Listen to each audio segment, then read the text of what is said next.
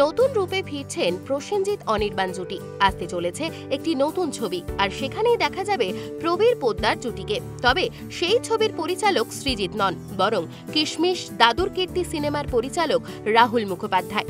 কয়েক মাস বাদেই পুজো, আর পুজোয় নতুন সিনেমা আসবে না তাই আবার হয় নাকি? সেই রকম উদ্যোগ নিয়েই গত বুধবার এসবিএফ এর তরফে হয়ে গেল এই ছবির শুভ মহরত। এই ছবি এসবিএফ এর 171 নম্বর ছবি হতে চলেছে। শোনা যাচ্ছে ছবির নাম এখনো ঠিক হয়নি। সাউথের গারুদান ছবির বাংলা রিমেক হতে চলেছে এটি। তবে স্পষ্ট করে কিছু জানাননি প্রযোজনা সংস্থা।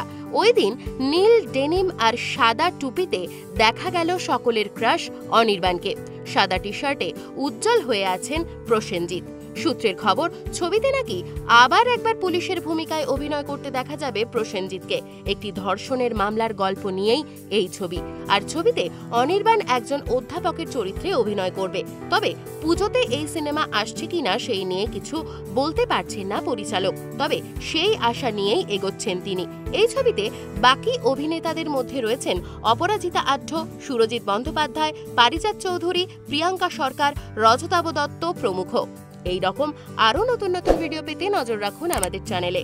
পাশে থাকা বেল আইকনটি ক্লিক করতে ভুলবেন না।